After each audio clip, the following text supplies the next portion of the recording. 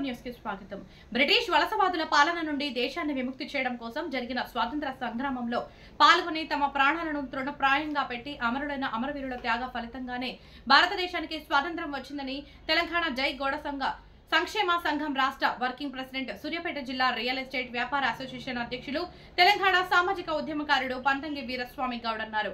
ఆదివారం సూర్యాపేట జిల్లా కేంద్రంలోని రియల్ ఎస్టేట్ వ్యాపార అసోసియేషన్ కార్యాలయంలో 76వ గణతంత్ర దినోత్సవాన్ని పురస్కరించుకుని జాతీయ జెండాను ఆవిష్కరించిన అనంతరం ఆయన కార్యక్రమాన్ని ఉద్దేశించి మాట్లాడారు. దేశ స్వాతంత్ర్యం కోసం గాంధీజీ, భగత్ సింగ్, సుభాష్ చంద్రబోస్ వంటి ఎంతో మంది త్యాగదనులు పోరాడారని కొనియాడారు. దేశానికి 1947 ఆగస్టు 15న స్వాతంత్ర్యం వచ్చిన తర్వాత దేశంతో పాటు యావత్ ప్రపంచం గర్వించే విధంగా 1950 జనవరి 26న డాక్టర్ బిఆర్ అంబేద్కర్ రాసిన భారత రాజ్యాంగం అమలులోకి వచ్చిందని గుర్తు చేశారు. ఈ కార్యక్రమంలో రియల్ ఎస్టేట్ పట్టణ అధ్యక్షుడు జలగం సత్యం గౌడ్, రియల్ ఎస్టేట్ వ్యాపార అసోసియేషన్ జిల్లా గౌరవ సలహాదారులు దేవత్ కిషన్ నాయక్, రియల్ ఎస్టేట్ జిల్లా ఉపాధ్యక్షులు ఎస్కే బాబా, సీనియర్ రియల్ ఎస్టేట్ వ్యాపారి బాబు మియా, జిల్లా ప్రధాన కార్యదర్శి వెన్న శ్రీనివాసరెడ్డి, జిల్లా కోశాధికారి పాలా సైదులు, జిల్లా కార్యదర్శి మండాది గోవర్ధన్ గౌడ్, అయితే గాని మలయ్య గౌడ్, పట్టణ ఉపాధ్యక్షులు ఖమ్మంపాటి అంజయ్య గౌడ్, ఆకుల మారయ్య గౌడ్, బానోత్ జానీ నాయక్, ఆకుల మారయ్య, ఐతగాని మల్లయ్య, పట్టేటి కిరణ్, రమేష్ పాల్వాయ్, వెంకన్న, తన్నీరు వాసు, మండల్ రెడ్డి, వెంకటరెడ్డి, రేసు నాగయ్య గౌడ్, కోడి లింగయ్య తదితరులు పాల్గొన్నారు. మన దేశానికి స్వాతంత్రం వచ్చింది.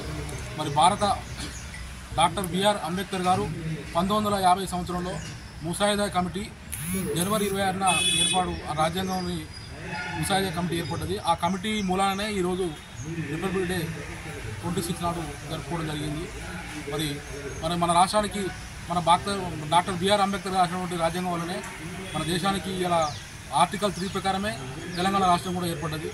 మరి భారతదేశం ఉన్నంత వరకు కూడా భారత రాజ్యాంగం యొక్క గొప్పతనం అనేది చాలా వరకు ఉన్నది.